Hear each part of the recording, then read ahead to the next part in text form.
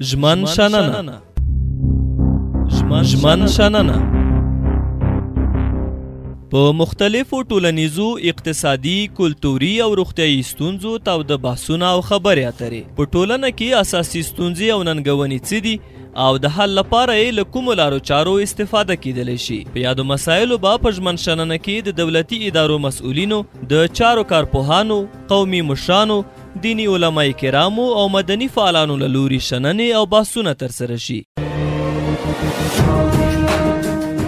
ژمن شننه د ټولنیز ستونزو اړوند د ژمن راډیو تلویزیون ځانګړې خپرونه. ژمن شننه.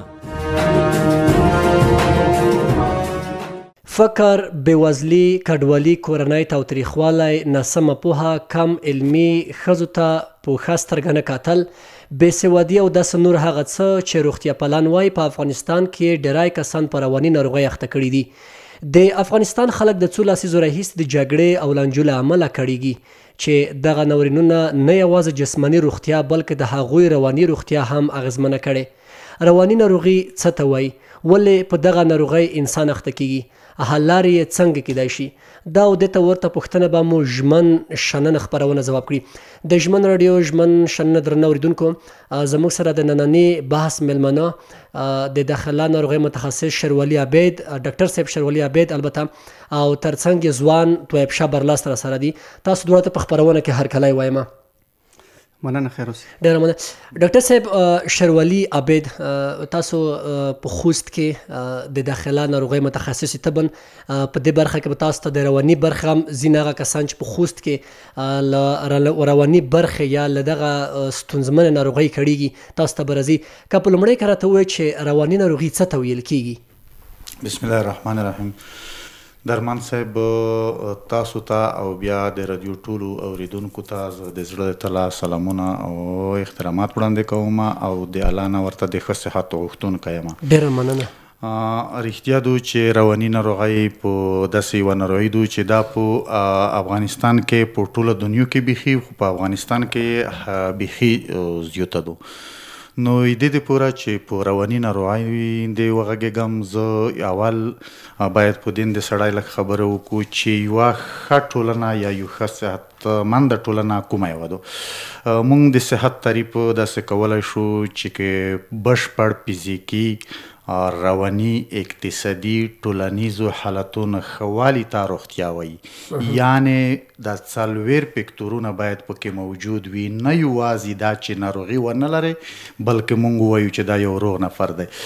فزیکي لحاظ، په رواني لحاظ، په اقتصادي لحاظ، په ټولنیز لحاظ باید یو سړی مکمل روغ وي. نو دې ته موږ صحت ویلی شو. دا چې زموږ موضوع، زموږ تاسو نننی بحث رواني ناروغي ده، نو راځو رواني ته. رواني روغ کس کوم یو دی چې رواني مشکل ونه لري، هغه هم باید دا څلوېر وړتیاوې ولري. اول خپله وړتیا وپېژني چې زه په ځان کې څومره وړتیا لرم. دوهم خبره ده چې د ژوند ټولو ستونزو ته ګټوره د حل لار پیدا کړي. او دریم دا چې ګټور کارونه کولی شي. او څلورم دا چې په ټولنه کې فعاله ونډه ولري. نو دا څلوېر حواس چې لري موږ وایو چې دا یو روغ کس دی. اوس به راشو رواني ناروغیو ته. رواني ناروغي موږ داسې تعریفولی شو چې هغه حالت دی چې پکې د شخص خلق، مزاج، فکر، خوی، عادتونه، سلوک او اخلاق او احساسات له نرمل حالت څخه تغییر وکړي. هر چې شي ته الله پروردګار یو داسې حالت ټاکلی دی چې هغه هم منفي طرف لري هم مثبت طرف، او په خپل منځ کې یوه موازنه ساتي. کله چې د دې شیانو موازنه د لاسه ویر کو، هغه حالت یا خوشحال ډیر شي او یا خفه ډیر شي. دې حالت ته ویلی کېږي چې یا سایکاټریک ډیزیز یا سایکاټریک سیچویشن او یا رواني حالت. نو دغه د رواني بیماریو یو تعریف دی او دغه د رواني ناروغیو چې یا ډیر خوشحاله وي او یا ډیر خفه وي. ډیره مننه. خوشحاله اوسئ. درنه اورېدونکو، ژمن راډیو ترڅنګ ژمن شننه خپرونه ده چې د نسکو په همکارۍ ترسره کیږي. زموږ سره د خپرونې قربانه، البته د خپرونې میلمانه، د داخله ناروغۍ متخصص ډاکټر شروالي عبید او ترڅنګ یې طیب شاه برلاس سره دي. ډاکټر صاحب، په عموم کې د رواني ناروغۍ لاملونه څه کیدلی شي په افغانستان کې یا په عموم کې زموږ تاسو په ټولنه کې؟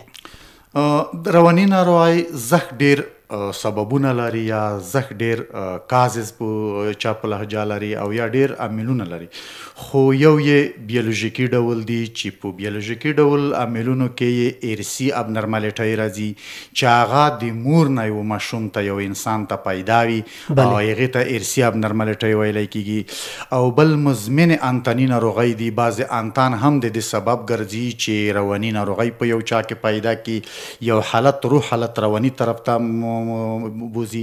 او بل خوارزواکي ده چې خوارزواکي هم د رواني ناروغیو سبب ګرځي، مخدره مواد دي چې هغه هم.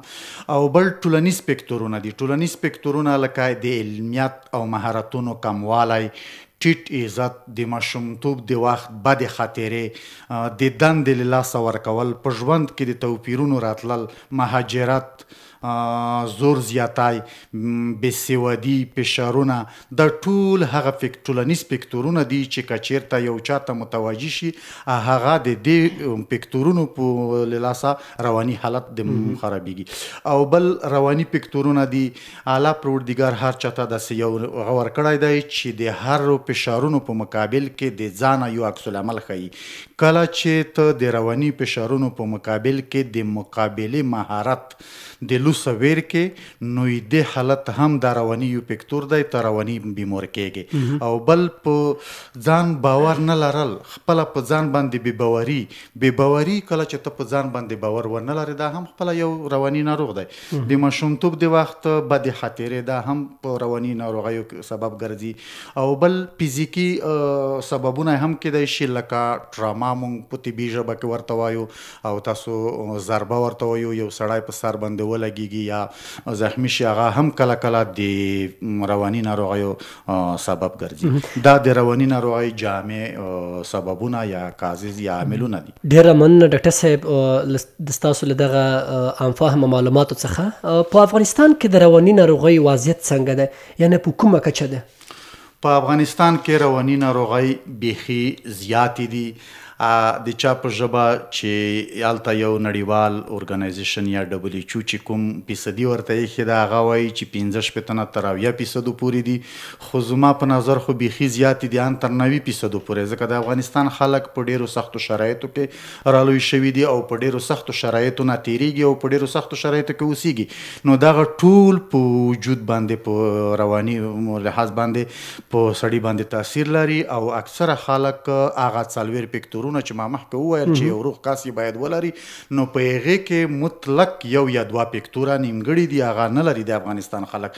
نو هر اکثره خلک یې رواني بیمارون دي. او یو دا خبره بل متاسفانه چې په افغانستان کې د دې څانګې مشاورین او متخصصین ډېر کم دي.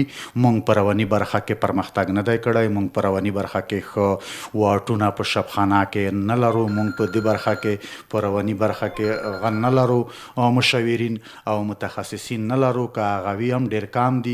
او په نوره دنیا کې د هر مریض سره د ول دا شی دی چې یو هغه ورسره وي او سایکاټري مشاور یا رواني مشاور ورسره وي، ځکه چې په یو انسان ته مشوره یا کانسلینګ چې دی دا په رواني برخه کې ډېر مهم دی. نو موږ د کانسلینګ نه ډېر چا غوندې چې وروسته پاتې یو. نو اکثریت وجه همدغه ده چې په افغانستان کې د دې بیماریو فیصدي بیخي زیاته ده. ډېره مننه. طیب شه برلاس، عموم کې موږ چې څومره معلومات لرو، ټولنه کې زیاتره د رواني ناروغیو هغه چې ډېر ترې کړېږي یا رنځ ترې وړي هغه ځوانه طبقه ده. دلته لاملونه څه کیدای شي، ولې په ټولنه کې همدغه برخه ډېره دغه رواني ناروغۍ تر ګواښ لاندې راوستې ده؟ مننه لومړی تا ته او مېله ډاکټر صاحب ته. دا چې په افغانستان کې هغه په تاسو مثلا ځوانه طبقه ځانګړې کړه، هغه لاملونه ډېر کېدای شي. په عمومي ډول موږ تاسو مثلا کې د سواد کچه وښیو، په ځوانانو کې د سواد کچه کمه ده، د کار نشتون دی، دغه کورنۍ کومې جګړې چې په دې هیواد کې د 13 لسیزو کې تېرې شوې د دې هغه د لاملونه دي. کورنۍ تاوتریخوالی دی چې په کورنیو کې له ځوانانو سره هغه څه ډول چې دوی چلند ورته مهم هغه چلند نه ورسره کېږي. فقر ده، غریبي ده، بیکاري ده. نو دغه عموم کې اوه اته لاملونه چې ما یاد کړل دغه د ځوانانو په ژوند باندې، د دوی په روحو باندې، د دوی په کړو وړو باندې، د دوی په حرکاتو باندې دغه منفي اغېزې درلودلی شي. نو برلا صاحب، چاپیریال او ټولنیز لاملونه د رواني ناروغۍ په برخه کې څومره مثبت او منفي تمامېدلی شي؟ موږ دواړو برخو کې دغه د رواني ناروغۍ لاملونه چې دي هغه دواړه موږ ورسره لاس وګرېوان یو. موږ یو چاپیریال خوندي چاپیریال نه لرو، لکه څنګه چې په خارجي ټولنو کې د ځوانانو دپاره چاپیریال مساعد وي، هغه که د زده کړو په برخه کې، هغه که د ژوند د اوسېدو په برخه کې، هغه که د علمیت په برخه کې، هغوی دپاره یو ډول دغه چاپیریال جوړ شوی ده. دویم دا چې دغه ټولنه چې ده دوی ټولنه هم همدغسې ده. زموږ ټولنه دوی سره که مقایسه کړو، زموږ ټولنه یوه ځورونکې ټولنه ده. حتی داسې وخت هم کېږي چې یو چا ته مثلا یو عادي مثال به یې ووایو، په کلي کې یو څوک دا مثلا یو چا کور کې نام ورته خپل نام په ځای مثلا یو بل نام ورته ایښی په هغې نام باندې هم دا ځوروي. که یو څوک جسمن کوچنی وي مثلا وړوکی په اصطلاح، بیا هغې باندې هم ځورول کېږي. که یو څوک ډېر غټ وي مثلا قد و قامت یې جوړ وي، هغې ته هم یو ډول دغه تمسخر په ډول ګوري. نو موږ په عمومي ډول که وګورو دغه ټولنه چې ده موږ تاسو ټولنه دا خپل هم ځورونکې ټولنه ده. ولې په خارجي ټولنو کې یا بهرنیو ټولنو کې بیا دغه مسایل دوی دپاره دغه مسایل خوندي دي. نو موږ دواړه هم چاپیریال موږ تاسو هغه د فزیکي لحاظ خوندي نه دی او ټولنه هم خوندي نه. برلا صاحب، ستاسو سره شاید ډېر ځوانان اوسېږي، د ورځې په جریان کې له ډېرو ځوانانو سره مخ شي. دا ډول ځوانان چې هغه همدغه ستونزې لري، څومره تاسو تر نظر تېرېږي یا تاسو له څومره دغه کسانو سره مخ کېږئ؟ زیاتره وخت هغه ډاکټر صاحبان دپاره چې ځوانه طبقه ناروغان ورځي، موږ نه دوی ته برداشت دوی ښه لري، ځکه ځوان په یو نه یو ډول هغه تر تاثیر لاندې د ټولنې د محیط دغه کورنۍ د انډیوالانو. نو په عمومي ډول موږ مثلا که اوس داسې فرض کړو چې په خپله سیمه کې به د هغه منطقه چې موږ هلته اوسېږو ډېره فیصدي دوی هغه علایم د ناروغۍ پکې ښکاري. که څه هم وایي چې رواني ناروغي څوک داسې نه وایي چې زه رواني ناروغ یم، بلکې ډاکټر صاحبان چې دوی نه تاریخچه اخلي، هغه علایم چې دوی نه پوښتي، هغه چې دوی کې هغه هسټري ترې نه اخلي، هغه کې مثبت پوینټونه چې نسبت کم وي نسبت هغه رواني ناروغۍ ته. یعنې که په عمومي ډول موږ داسې ووایو چې زموږ دغه ځوانه طبقه چې ده هغه په رواني لحاظ خوندي هغه طبقه نه ده، یو نه یو ډول دغه مخکې علایم چې موږ وویل د دې نه متضرر دي. ډېره مننه. د داخله ناروغۍ متخصص ډاکټر شیروالي عابد، د رواني ناروغیو نښې یا نښانې کوم ډول نښې لري چې یو څوک پوه شي دغه کس په رواني ناروغۍ باندې مبتلا ده یا ککړ شوی ده؟ درمن صاحب، رواني ناروغۍ داسې یوه ناروغي ده چې هغې نښې یا راز و علایم ډېر جوت دي او هر څوک په دې باندې پوهېږي چې دا کوم دي. هغه راز و علایم بېقراري ده، سړی چې ته وینې داسې ځان ورته ناقراره برېښي، هر وخت دپاره ځان ورته ستړی برېښي، ډېر زیات فعالیت دی او کله کله ډېر زیات فعالیت ښیي، د ځانه هیجاني کېدل دي، رواني حرکتونه دي، غیر نورمال حرکتونه دي، د ستونې د ژبې او غاړې د عضلاتو شخوالی کله کله هم پکې راځي، ډېرې خبرې کول دي، هغه هم رواني هم قسمه قسمه حالتونه لري، هغه هر حالت یې ځان ته اعراض و علایم لري. تیزې خبرې کول دي، د خبرو وقفه ده، کله کله هېڅ ګونګ کاري د خبرو نه کول دي، او کله کله د یوې خبرې څخه بلې موضوع ته ټوپ کول دي، او مریض موډ هر وخت دپاره ډیفریس وي، لو وي، مریض خوب نه شکایت کوي چې ماته خوب نه راځي، مریض اشتها چې ده انورکزیا اشتها نه لري. نو دا ټول هغه علایم دي، هغه اعراض و علایم دي چې په یو رواني ناروغ یې وړاندې کوي او یا یو رواني ناروغ د دې سره عمل وي. دا د رواني ناروغۍ اعراض و علایم دي. ډاکټر صاحب، که څه هم زموږ تاسو په ټولنه کې دغه رواني مشاورین یا دغه برخه د نورو سیمو په پرتله یا د نورو هیوادونو په پرتله کمرنګه ده، تاسو ته په دې برخه کې څومره کسان د ورځ مراجعه کوي؟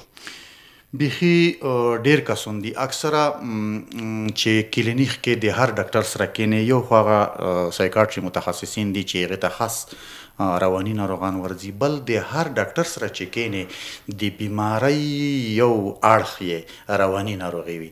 که د معدې نه شکایت کوي هم چې کله کله څه بیسي کې چیرته وي په رواني باندې ولاړ وي، او که د بل شنه شکایت کوي هم بیسي کې چیرته وي په رواني باندې ولاړ وي. اکثر ناروغان چې دي 50% یا 50% ټول د رواني ناروغۍ نه شکایت کوي، او رواني مشکلات دي چې هم د دې سبب ګرځي. کله چې رواني یعنی مرکز کې ګډوډ دي، کله چې په مرکز کې مشکلات وي نو د صحت یا د انسان په ټولو اطرافو کې هم ابنرمالیټي وي او ښه صحت مند نشي کېدای. نو رواني ناروغي د ټولو بیماریانو مور هم کېدای شي.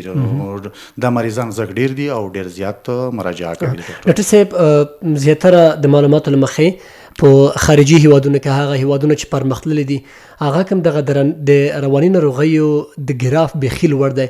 هلته که څه هم جګړه نشته، هلته هغه د ژوند شرایط د افغانانو په نسبت هلته یو څه ښه دي، څه نه زیات ښه دي. هلته لاملونه څه کیدای شي؟ درمن صاحب، داسې خو نه دو چې ټول د رواني ناروغۍ لاملونه ټول دا حالات دي چې یا د اقتصاد ښه وي.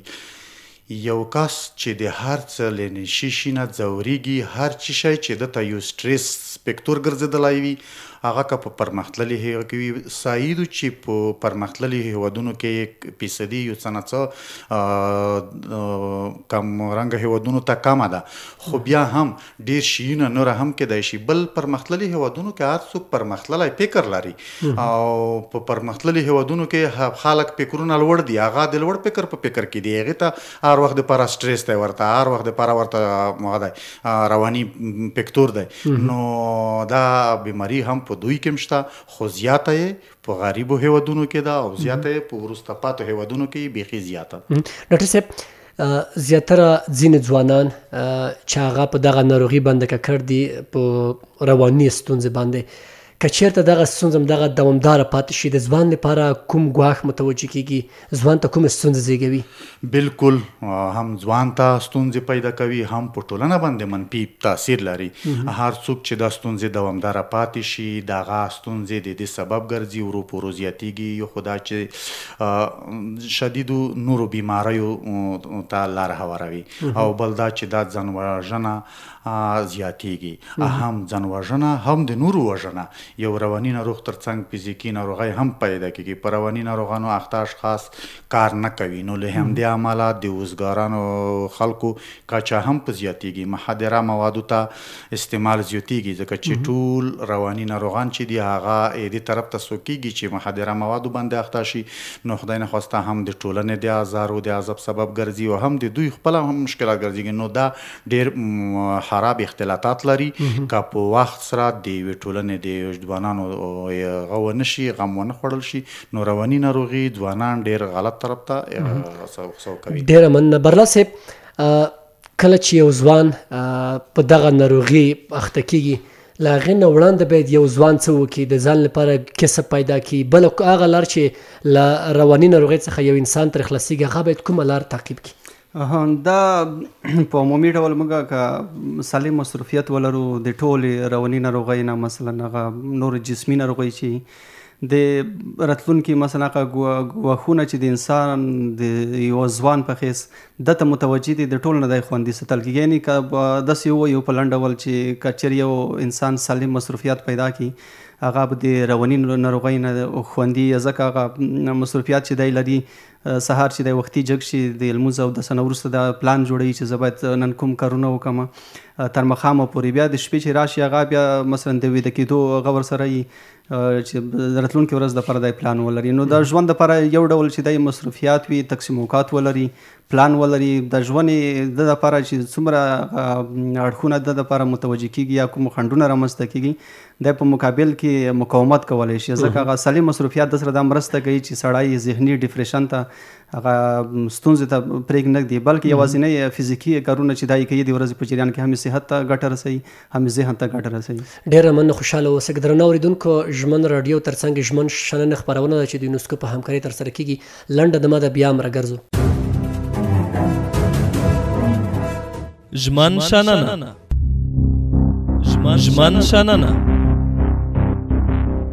په مختلفو ټولنیزو، اقتصادي، کلتوري او روغتیايي ستونزو تاوده بحثونه او خبرې اترې. په ټولنه کې اساسي ستونزې او ننګونې څه دي او د حل لپاره یې له کومو لارو چارو استفاده کیدلی شي. په یادو مسایلو به په ژمن شننه کې د دولتي ادارو مسؤلینو، د چارو کارپوهانو، قومي مشرانو، دیني علماء کرامو او مدني فعالانو له لوري شننې او بحثونه ترسره شي.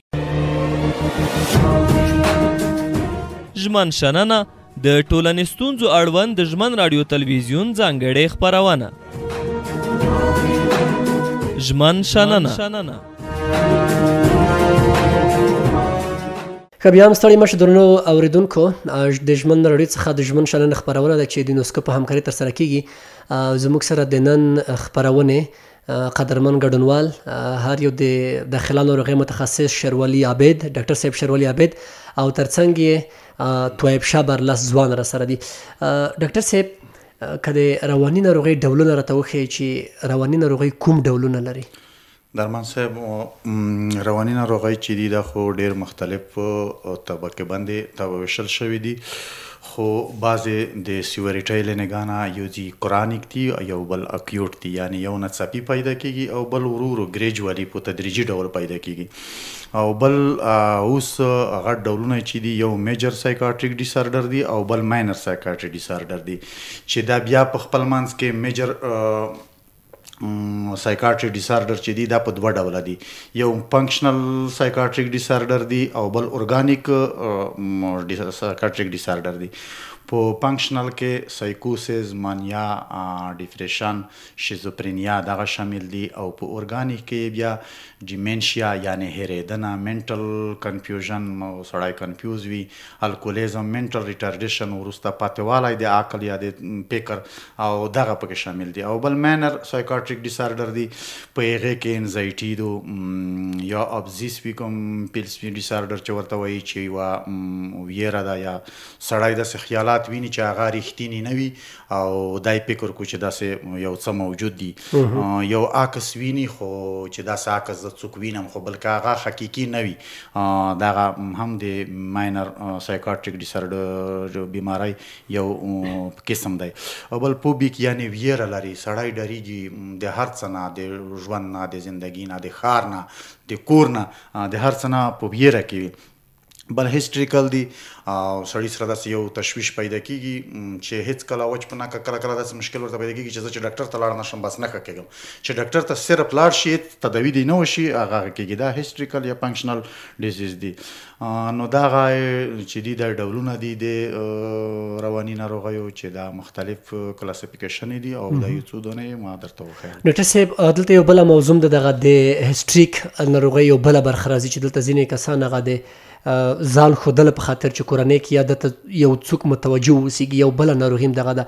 دغه ناروغي څومره مشکله ده، څومره مضره د انسان لپاره؟ درمان صاحب، دا هم د ډیپریشن یا د رواني ناروغیو له جملې نه یوه ناروغي ده. دا داسې نه ده، هر څوک نه غواړي دا چې زه د داسې ځان وښایم چې یا مې ډاکټر ته یوسه یا مې شبخانې ته یوسه، یا زه مثلا مریض داسې حالت کې ښایم چې کومه حالت کې یم بل حالت کې. هر څوک دا نه غواړي، د هغه سره مقاومت کو، د هر څه سټریس چې وي یا کوم فکتور د چې وي چې مقصد څه فشار متوجه وي هغې سره مقابله کوي. خو کله کله چې دا مقابله د لاسه سړی ورکړي او د برداشت وړ نه وي، نو بیا د هغې خلکو سره خصوصا په ځوانه طبقه کې، په ځوانو طبقو کې هم په زنانو کې دا شی ډېر پیدا کېږي، ځکه چې زنانه هم د کور د طرفه ورباندې فشار وي، هم د ټولنې د طرفه، هم د ځان د طرفه. نو هغې هغه کوم هغه چې دی هغه دومره د لوړ نه دی چې دوی هغې په مقابل کې برداشت وکړي، بس نو دوی رواني حالت ته زر دریمي. او دغه یو حالت چې د ماینر سایکاټریک ډیسارډرونو له جملې نه ده، د هغې سره متوجه کېږي او دوی څي بیا هلته ما مخکې هم وویل چې که چېرته صرف داسې یوه ویره ورسره وي چې زه چې شبخانې ته لاړ شم بس ښه کېږم، یا صرف یوه عادي هغه چې دا ګلۍ چې ماته راکړل شي زه ښه کېږم. نو دا هم د یوه بیماري ده، بیمارۍ نه باید ورته ووایو، خو دا چې یو قسم یې دی او دومره جدي نه دی، نو په دې وجه باندې نور دا یم. ډېره مننه ډاکټر صاحب محترم. تر ټولو ګواښمنه یا تر ټولو انسان ته مضره په رواني برخه کې کوم ډول رواني ستونزه ده؟ رواني بیماری خو هره برخه یې چې کله پرمختللی شي او د علاج نشي توجه ورته ونه شي پر هغه ده مضره ده ځکه هغه ډېر شدید اختلاطات لري. ما مخکې وویل چې ځان وژنه ده هغه هم کیږي، په ډیپریشن کې کیږي، په شیزوفرینیا کې کیږي، یا د بل چا وژنه ده هغه هم د دې سبب ګرځي. نو کله چې پرمختګ وکړو او توجه ورته ونه شي د رواني ناروغۍ هر اړخ اختلاطاتي دی او هر اړخ یې خطرمند دی. ډېره مننه برلا صاحب. ستاسو په سیمه کې دا ډول ځوانان شته نشته چې دوی له دغه ناروغۍ کړېږي یا رنځ وړي؟ موږ په کومه ټولنه کې چې ژوند کوو طبعا دغسې مسایلو سره مخامخ کېږو چې په ځوانانو کې دغه علایم وخت نه وخت راڅرګندېږي، که څه هم دوی لکه هغه طب ارواپوهنه داسې وایي چې رواني ناروغ زیاتره وخت ځان رواني نه بولي، بلکې هغه تاریخچه چې تنه واخلي یا هغه علایم چې دی هلته مرکات کوي.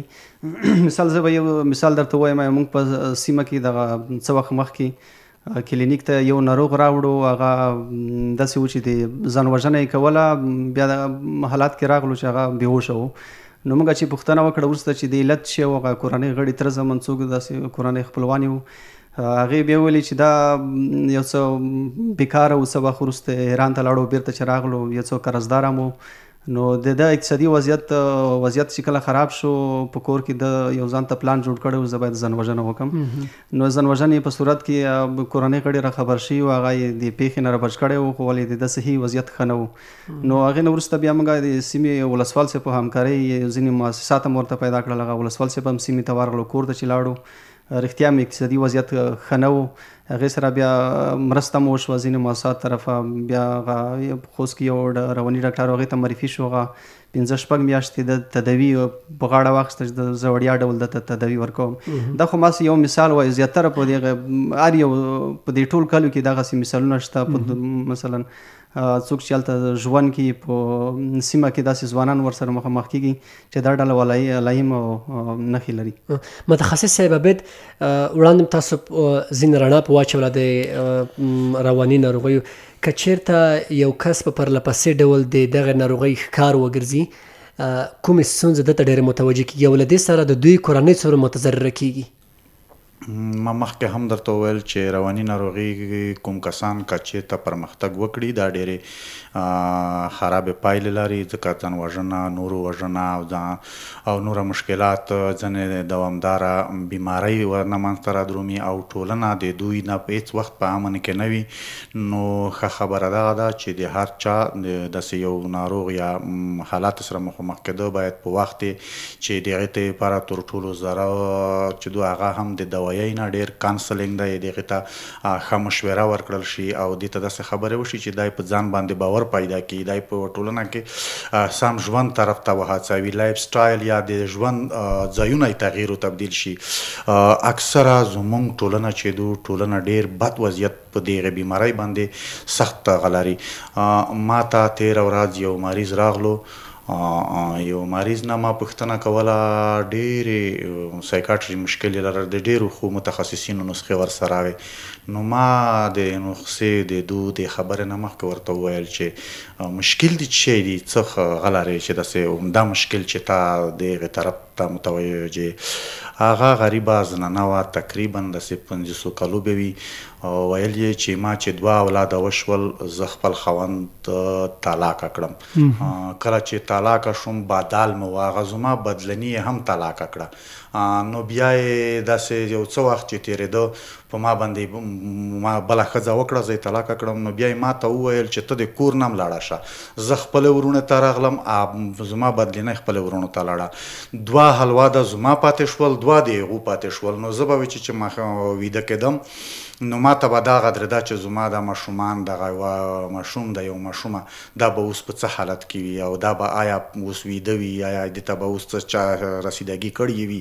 او دې ته به کاټ رسېدلی وي که نه بیا رسېدلی که رښتیا درته وایم درمان صاحب چې ما ته هم یوه خواخوږي پیدا شوه بیخي په داسې حالت کې مخ شوم زموږ ټولنه دومره یوه ناپوهه یوه جاهله ټولنه ده چې بیخي سړی فکر نشي کولی داسې یو 10-20 دقیقې ولې کوي ما د مریض سره خبرې کولی شوې چې کله ما وي چې رښتیا که دا حالات ما ته متوجه شي هم زه رواني ناروغ کېږم چې د ډاکټر یم هم ښه پوهېږم خو بیا هم زه رواني ناروغ کېږم رښتیا ده چې داسې نو دا ډېرې بدې ټولنې دي چې زموږ په ټولنه کې په دې مرضونو اکثره سبب همدا شیونه دي لکه بری صاحب چې وویل چې ایران ته لاړو تر ټولو بد وضعیت بد اقتصاد دا شیونه زموږ د ټولنې ډېر بد وضعیت دی او دغه شیونه ډېر په دې رواني ناروغۍ باندې تاثیر لري. ډېره مننه ډاکټر صاحب. آیا زړه تنګون، ژر خفه کېدل، بېخوبي، ناامیده کېدل او بې اشتها په رواني ناروغۍ کې راځي؟ بالکل دا د رواني ناروغۍ هغه عمده اعراض او علایم دي چې په دې باندې هم ډاکټر پوهېږي هم مریض پوهېږي هم د مریض پیواز پوهېږي. مریض ناپیولا پوښتنه چې کې دا درته وایي چې مړی ته مې زړه نه کېږي، زړه مې تنګېږي او خلک خوند نه راکوي. نو دا هغه شیونه دي چې تا وښیل چې دا هغه تر ټولو جوت اعراض او علایم دي رواني ناروغۍ. ډاکټر صاحب د رواني ناروغانو لپاره ستاسو سپارښتنه څه کېدلی شي؟ یا رواني ناروغانو دپاره زموږ سپارښتنه دغه ده چې بدبختانه به ووایم چې زموږ په ټولنه کې ډاکټران مکمل فوکس په ډرګز یا تداوی باندې کوي، خو نه دوی ته دومره ګټوره تداوی نه ده ځکه تداوی هم داسې یو شی دی چې په هغې باندې اموخته کېږي هغه بیا که پرېږدي نور هم پسې خرابېږي. نو تداوي هسې یو هیلپینګ په څانګ کې یو 20-30% همکاري ورسره کولی شي. تر ټولو مهمه د 2 فکتورو ته باید موږ توجه وکړو چې یو د مریض لایف سټایل ژوند تغییر او تبدیل کو، ژوند یې به ولځي ته وړو، او بل موږ مریض یا ته داسې کانسلینګ ورکړو چې دا یې په ځان باندې باور پیدا کړي. موږ ورته ووایو چې ته ریغ یې، ته هر څه یې، ته د هر څه وړتیا لرې، ته هېڅ فکر مه کوه، موږ ټول ښه کېږي. نو دغه کانسلینګ یا مریض ته اطمینان ورکول دا د تداوی نه د هر څه نه په رواني ناروغیو کې دا تر ټولو بهتره ده او دا باید کومک ورسره وشي. کور ودان ډېره مننه د داخله ناروغي متخصص ډاکټر شیروالي عبید او ترڅنګ یې ځوان طیب شاه برلس له تاسو دواړو ډېره مننه کور ودان چې زموږ سره په خپرونه کې مو برخه واخیسته. د ژمن راډیو ژمن شننه درنو اورېدونکو، زموږ د رواني ناروغیو په برخه کې کومه خپرونه چې تاسو ته موږ ځانګړې کړې وه پر همدې ځای پای ته رسېږي. له یونسکو مننه چې د دغې برنامې همکاري یا د دغې برنامې سره موږ سره همکاري کوي. کور مو ودان زموږ نور خپرونې مه هېروئ. ژمن راډیو ستاسو لپاره ده او په 90.9 څپې باندې د دوی ټولې خپرونې اورېدلی شئ. ژمن شننه ژمن شننه په مختلفو ټولنیزو، اقتصادي، کلتوري او روغتیايي ستونزو تاوده بحثونه او خبرې اترې. په ټولنه کې اساسي ستونزې او ننګونې څه دي او د حل لپاره یې له کومو لارو چارو استفاده کیدلی شي. په یادو مسایلو به په ژمن شننه کې د دولتي ادارو مسؤلینو، د چارو کارپوهانو، قومي مشرانو، دینی علماء کرامو او مدني فعالانو له لوري شننې او بحثونه ترسره شي. ژمن شننه د ټولنیز ستونزو اړوند د ژمن راډیو تلویزیون ځانګړې خپرونه. ژمن شننه